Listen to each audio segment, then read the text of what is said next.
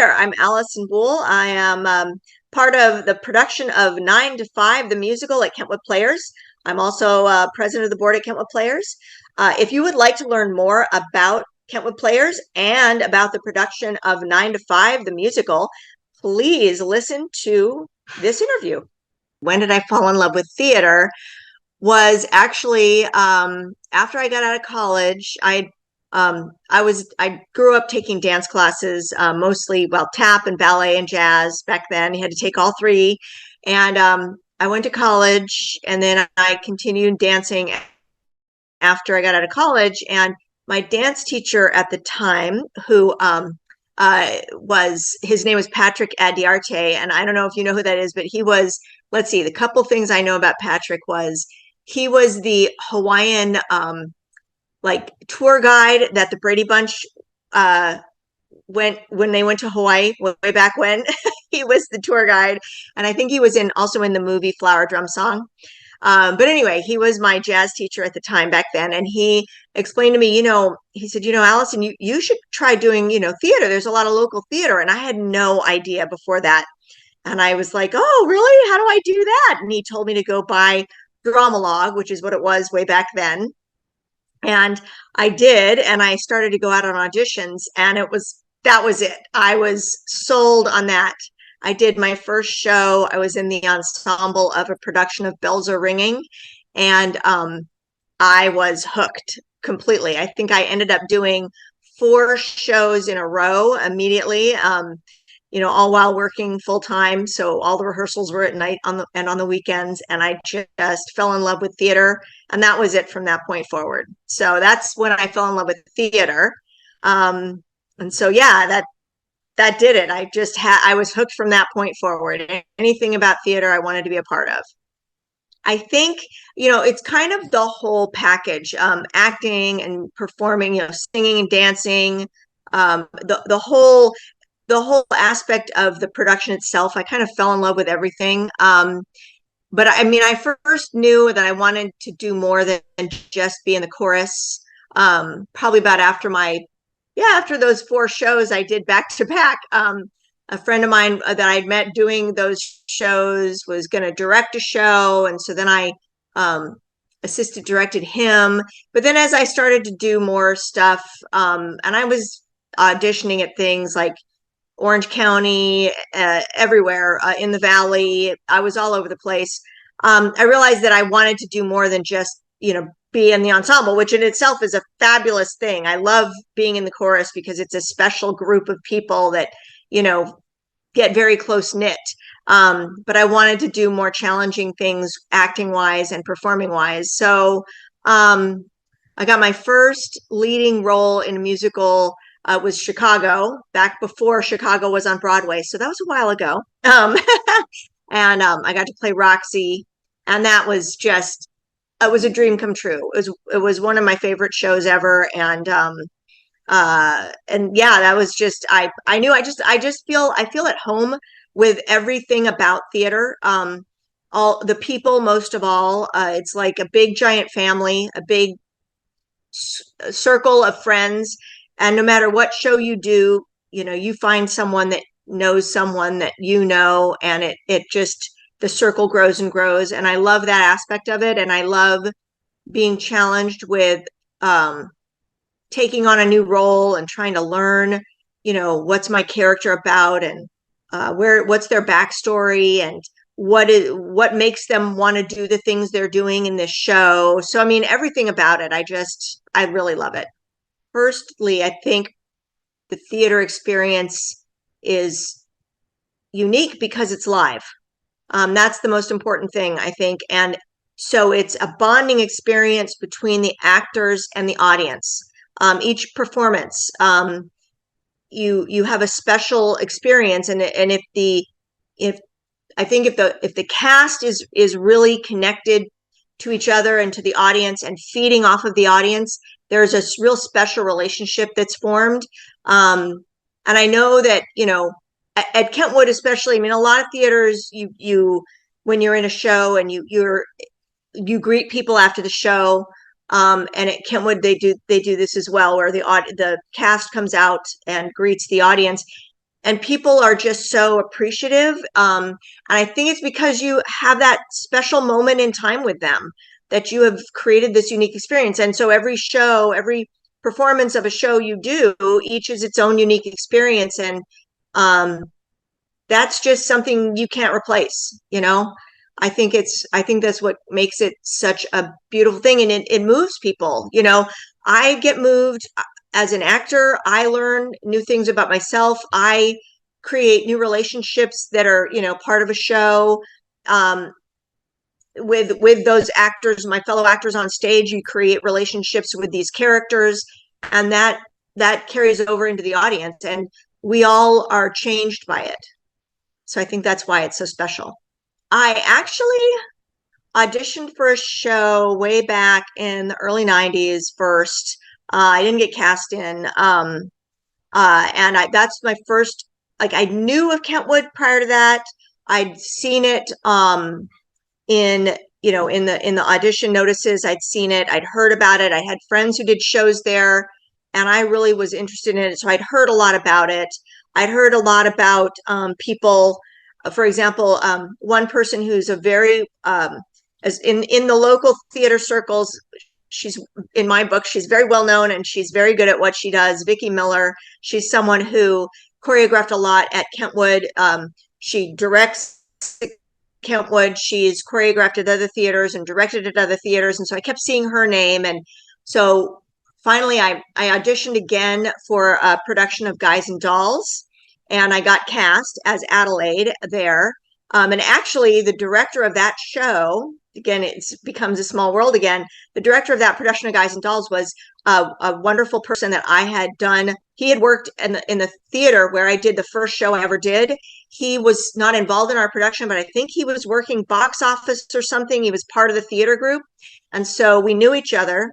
And so I was lucky enough to get cast in that show, which was choreographed by Vicki Miller. And I kind of felt like I was, you know, wow, this is great. You know, she was like my choreographing. I wanted to be like her. You know, she was my. She didn't know it, but she was kind of my mentor in a way. And so when I joined that show, um, I just realized that Kentwood was a really, really special place to be. It had, and still does, has a huge membership group. I mean, relative to other theaters that I worked in, and I worked in a lot of local theaters, it has a huge group of members who care about the theater and really love it. And they are all walks. They want to do things backstage. They want to do things administratively. They want to do things on stage. It's just the whole gamut. People that are set designers and lighting designers. It's just, and they were doing really, really quality work. And I actually had seen, I realized now I'd actually seen, I think, a production or two there in previous years. And I really thought it was an amazing theater. So I joined during Guys and Dolls and never looked back. It just seemed like the right place to be. It was a true family. Granted, we're all a bit, you know, dysfunctional in our way, a dysfunctional family. That's the only kind of family you can have. So that was what started it all. We had initially approved the play. I was on the board at the time back in 2019. You know everything that happened then. So we basically put all of the shows. So when we shut down in March of 2020, we had about 3 or 4 shows that we had already scheduled to come up in the future that we put on hold. And then we were shut down for basically 18 months. So, and I knew then my very, very good friend, Kirk Larson, was the director.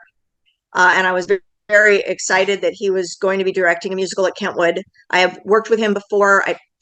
Again, known him since before I joined Kentwood. We did a production of Pirates of Penzance together way back. And he's directed plays at Kentwood, and I've been a part of those plays. And I've also choreographed for him musicals at other theaters. So I've just known him for a really long time. He's a wonderful person. And I really thought, you know, hey, I want to audition for this. So that was when I knew. And then, of course, we didn't know what we were going to do. And then as things worked out and we reopened and we scheduled it for this time slot. So that was it. I wanted to audition, and I was very lucky to get cast. Well, of course, it's based on the movie, which was in 1980, I think, with Lily Tomlin, Jane Fonda, and Dolly Parton, and which was not a musical. It was a funny movie, very fun and funny movie. So it's set in the late 70s, early 80s. It's an office with a large pool of secretaries. Of course, at the time, no one was an administrative assistant.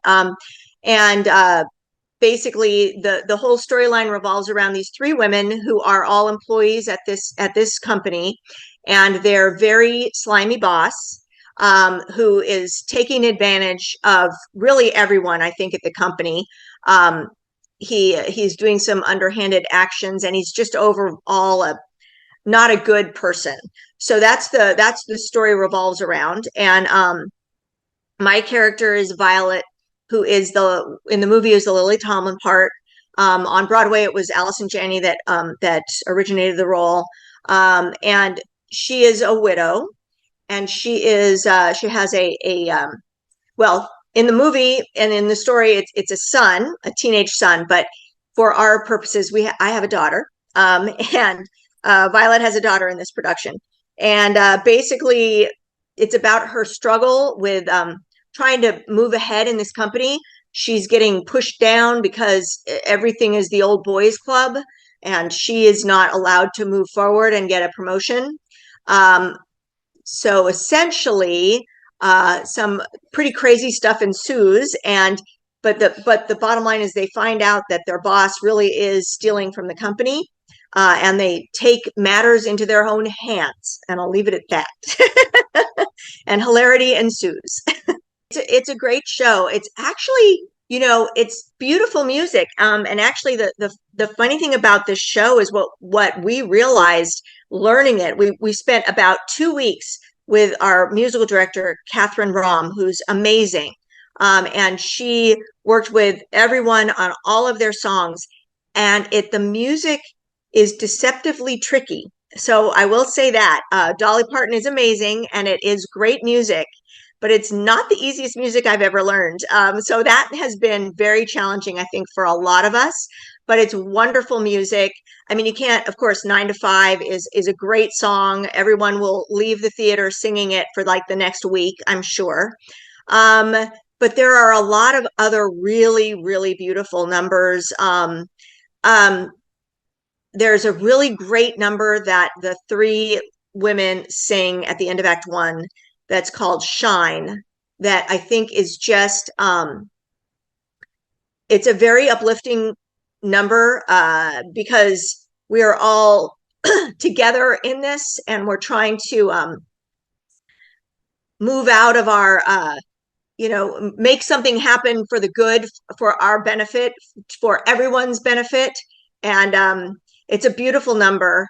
There's a lot of really great songs in this show. My fellow actor, Elizabeth Boughton, who plays Judy, and she gets to sing an amazing song towards the end of the show called Get Out and Stay Out. And I'll tell you right now that if anybody has any questions about seeing the show, if they're not sure, if they come just for that song, they will get their money's worth, because she is just a powerhouse voice, and she's amazing. So that is also another great song. And then, of course, I have to mention the other partner in crime of the three of us, Amy Coles, who plays Dorley, who's, of course, the Dolly Parton character, but she is not just playing Dolly Parton, and she does a really fantastic job in the show. She is just so funny and so smart. I mean, Dorley's character is a very smart woman. She's just got the facade of a Southern, a country girl's version of glam. So that's part of one of her lyrics. So anyway, there's just amazing music in the show for everybody. So Kirk is he's a very calm and quiet person, but he's very specific he knows what he wants.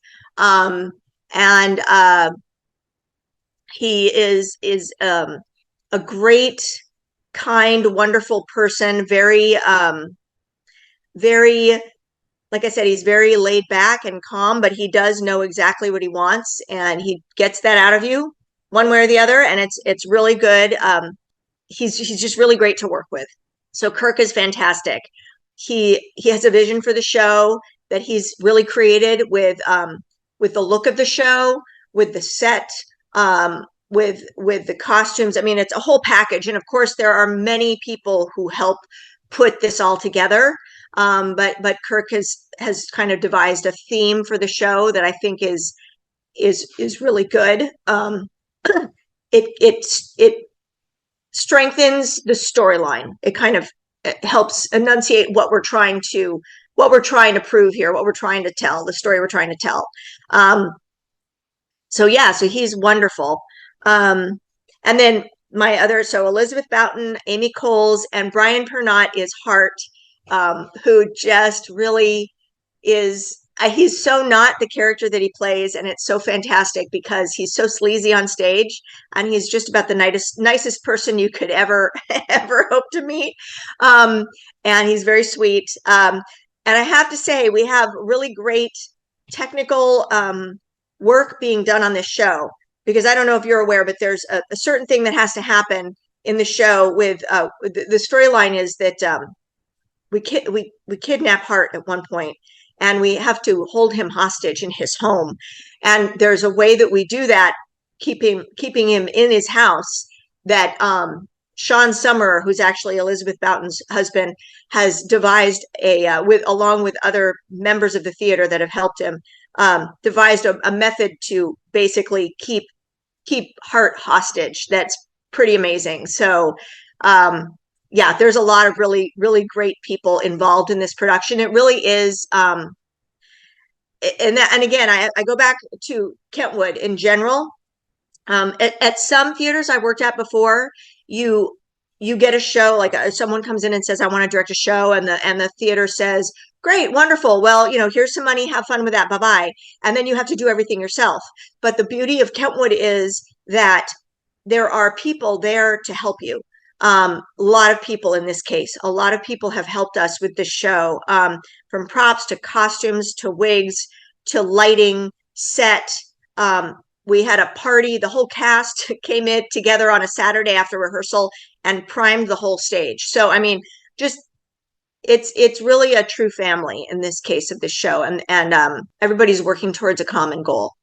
The artwork, actually, and again, it's all family. My husband did the artwork, Wes Matita. He is an artist, a sketch artist at Disney. And so Kirk, we're all one big happy family, and Kirk asked Wes to do the artwork. And so he did, and Kirk just said, here's what I'm looking for. I want to show kind of caricatures of the three original women from the movie.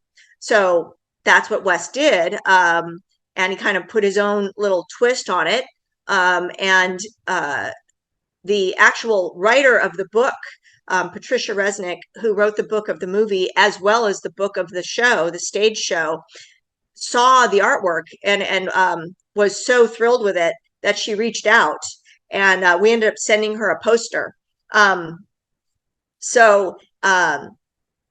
It's just, the artwork just really captures the tone that Kirk wanted for the whole show, and I think it's really, it just exemplifies the whole feeling of the show. It's fun, and it's quirky, and it's fun, and it's a great energetic show.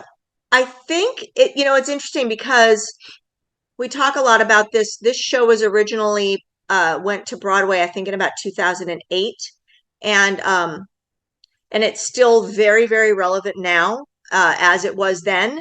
But the times just in the 14 years that it's been are very different now than they were then. However, I think overall the overarching message of the show is don't give up, and also, especially, I mean, of course, this show is written from a women's perspective, but I don't think it just pertains to women at all.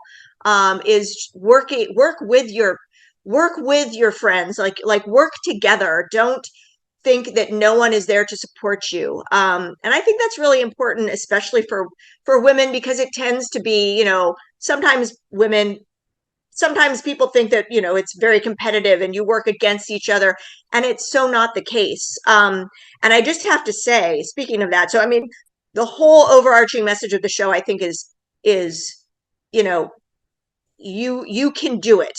Anything you set your mind to, you can accomplish, and there are people around you who can help you accomplish that, and who will support you and give you love, and help you make your dreams come true. I think that's kind of the story of the show, and there are a lot of, um there's other characters in the show that provide that support. It's a very supportive group of characters in the show, because there are a lot of the fellow secretaries on stage, and other, men in the show that are providing support. There are very supportive characters in the show. But the other thing outside of that I just want to mention personally is, um, as playing Violet, I pretty much almost every single costume change I have is a fast change that I'm making somewhere down in off stage, literally off stage. I go to the dressing room once before the show, once in intermission, and one time at the end of the show. And the rest of the time I'm changing my clothes on stage or off stage. And we have the best ensemble group that I've worked with in a very long time. Um, a group of people who are really, really working together to move sets, and and they help, on top of moving sets, which there's a huge amount of set work that has to be done in this show, and they do it amazingly. But secondly, I have people have just I need help with my costumes, and people are just there. They are making sure they can help me change my clothes. They are handing me things when I need it.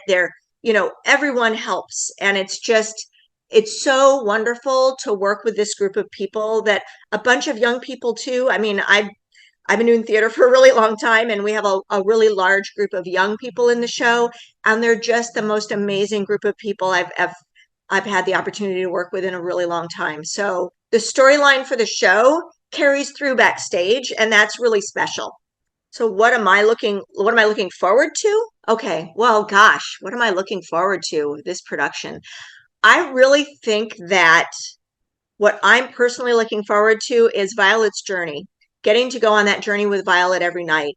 She starts off as kind of someone who's been through some really hard times over the last few years, and she is a very hardworking person who has kind of learned to just take care of herself and her daughter, and be her own little unit. Um, and her journey through this show is, she realizes that she doesn't have to go it alone. And it's a really special journey that I get to take with many special people. Um, and I think that is the journey that I'm going to enjoy taking every night with her. So yeah, I look forward to that, and I look forward to all the special moments that we're creating on stage with everyone, from my, two other, leading ladies that I'm with, to Heart, to every single person on that stage. We all have moments together that we get to share with each other, and it's just it's a special feeling. So this is a show that I have a feeling I'm gonna be really sad about when it's over, even though I will be looking forward to resting because it's exhausting. But yeah, I'm gonna miss that journey. It's just too special of a show to miss. This to me really seems like it is a true celebration, and it's something that everyone should come and see and enjoy, because we are it just in a time where we need to celebrate. We've had a lot of time where we've been alone and staying home and staying in, and I think that everyone needs to come out and see this show and celebrate the show, celebrate, just have an enjoyable time, and have a great time watching everybody on stage, and just, it's a party. So that's why everybody should come and see it. I know we're already completely sold out for opening night.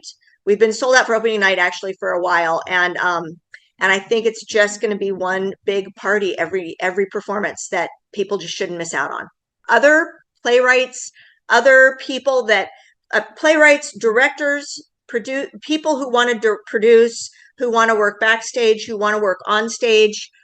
Everyone should want to become part of Kentwood, because and I know I'm a little biased, but I really feel that we are a community theater, but we are the most, I think we've been voted on or something is the best, most professional community theater organization around. And that's really true. We have some really amazing people designing sets, producing shows, working in our tech booth, working in our light booth, designing lights, doing sound. We have some amazing people in our costume area. We just have such a solid foundation, and we really want to encourage directors, performers, anyone who just would like to be involved. We need people, all walks of people. We need people who want to help with hospitality, people who want to help with our ticket booth, who want to help us create our programs, who want to help us to get volunteers, reach out to volunteers, or help us get donations or write grants. There's just so much to do at our theater. There's so much. And we are really at a moment in our life, I think, where we are just about to just really open up and blossom. I mean, it's the theater has, we've been around for almost 75 years, and it is a very it's a well-run, well-oiled machine, and has been for a very long time. Our forefathers that created this theater put together a structure that really lends itself to putting on excellent productions. And we've taken that structure and we've added on to it as times have changed and the world has changed. And it's just, we're a great place to be. It's a great place to be. And I would love others to come and join us. Theaters like Kentwood, and there are many, I think we're all in the same position, where, when you put on a production, there are costs involved. There are costs involved with royalties and with the rental of the music, and with the production costs, and paying for costumes, paying for sets, all of that kind of thing. And as everyone knows, when we reopened with after COVID, one thing we've learned is, unfortunately, even if we were to have a full house every night, we would just barely get by. And I think this is true for all theaters, community theaters like Kentwood, that unfortunately the nature of reality is that we cannot survive on our main stage productions alone. We need donation support. We need sponsorship support. We need that support so that we can thrive, and also expand the choice of plays that we do, so that we can pull in new and diverse audience members, tell stories that we haven't told before. And so all of those things, we really need support from the community, from anyone that is in a situation where they can assist. And I do want to mention also that we do have sponsorships for all of our shows, and for the production of 9 to 5. I mean, we request sponsorships for all of our shows, I should say. And for 9 to 5, we have a local business, the Collins Law Group, who is sponsoring this production, which is just amazing for us. They actually have also, with their sponsorship, they get one performance that's all theirs. So they are getting that, which we are really excited about. But that is the kind of support that will help our theater thrive and be able to kind of stretch our creative juices, if you will, and reach out and do new things that our surrounding communities want to see and want to experience, besides just what we do for our audiences. And we're always looking for new audiences. We always need new audiences. We always need to speak to new communities that we haven't spoken to before. I think that's really the main goal of any theater, is to share stories of people who need to have their stories shared. That's why we need donation support, sponsorship support, membership support, so that we can continue to stretch and tell those other stories. I do want to say, I think that we have a really, really hard working group of people right now that is involved both with our board and this current production and upcoming productions. I mean, we're always one show ahead. We're always working on the next show, and it's hard work, but it's fun work, and it's very rewarding work. It's challenging work, and we're always learning. So I just can't urge enough that, people who are interested, come and join us. We have membership meetings every third Wednesday of the month, and we welcome new people all the time. We look forward to it. My name is Alison Boole. I am the current president of Kentwood Players in Westchester, and I'm also very fortunate to be playing Violet Newstead in the musical 9 to 5, which runs through Saturday, December 10th. And we want you all to come down and get your tickets. We have tickets on sale. You can go to kentwoodplayers.org. You can also check Gold Star if we have tickets still available there. And we have an amazing cast, an amazing crew, and you're just not going to want to miss this show.